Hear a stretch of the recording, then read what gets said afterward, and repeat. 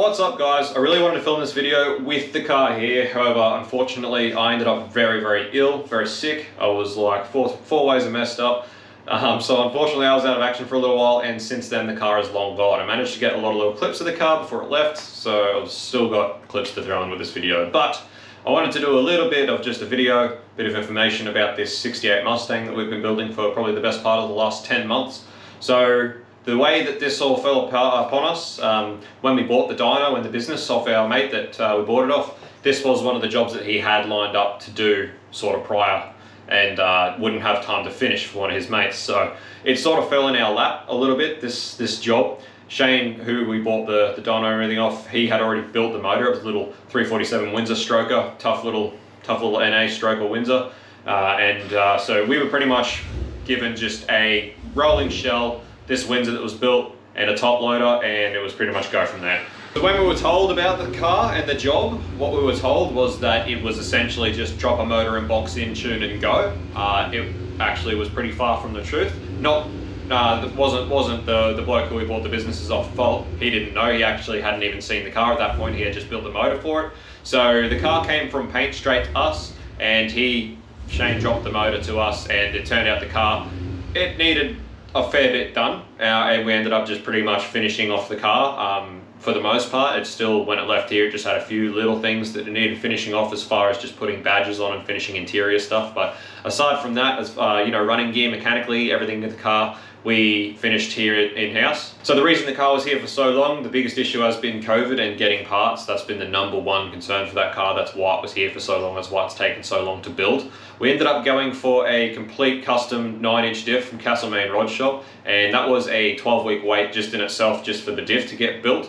And then Castlemaine actually had a complete container full of Wilwood brakes get held up at the dock because of COVID. So that diff ended up taking over 16 weeks to arrive. So things like that just really dragged that build out immensely, and it ended up being here for as long as it did. So they ended up getting full custom built pipes because of the heads that were on the Windsor and needed custom pipes. We then, from the end of the pipes, custom built a complete 2.5-inch stainless exhaust for it.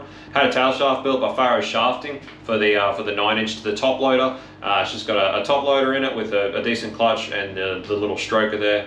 Ended up getting the full billet accessory kit for it. Looks really nice. We ended up with a little quick fuel 650 carb on it, which we jetted up, and it's running pretty sweet. So radiator, we got just like a nice big alloy radiator, which we ended up having to make full custom mounts to fit. We also have twin SPAL thermos controlled by a Davis Craig thermo fan controller.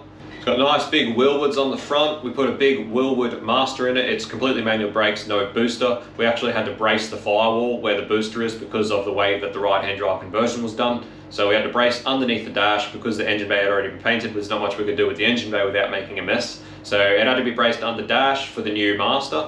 We had to remake all of the brake lines, all brand new, made in-house. Obviously Wilwoods on the back with the new Castlemaine 9-inch diff. So it's a pretty tough little car, all in all. We had a magnitude of issues that we had to overcome to get it done, but we managed to get it finished and out of here, and it's just been a long and painstaking process to get it done, and I just wanted to make a little bit of a video because I didn't make any content on this car. Given the way that we were sold the job was going to be just an engine and box install and tune, I didn't see the value in making content for the job, and then sort of once it got here, just the caliber of the job, it was just, I never ended up making any content on it. I didn't think it fitted in well with the channel, really. At this point, I sort of wish I did, after how big of a job it actually was. But nonetheless, I didn't make any content. I just wanted to give you guys just a bit of a rundown on the car and just show it off a little bit. Yeah, you can see sort of the work that's gone in to it over the past 10 months. It's got all new suspension arms in the front, all new suspension in the front, new shocks, everything. It's been a big job. Anyway, we managed about 300, I think we got 320, just over 320 horsepower at the end of it on the dyno, which is pretty staunch for an aspirated sort of 347. That's starting to approach your 1 horsepower per cube at the wheels, which for an aspirated carb motor is pretty on the money. So that's pretty staunch. It's a pretty nice little car, very nice Mustang. And although I'd love to look at it every day, I'm pretty glad it's not here anymore. So anyway, hope you enjoy. We'll catch you on the next one. Peace out, see you, bye.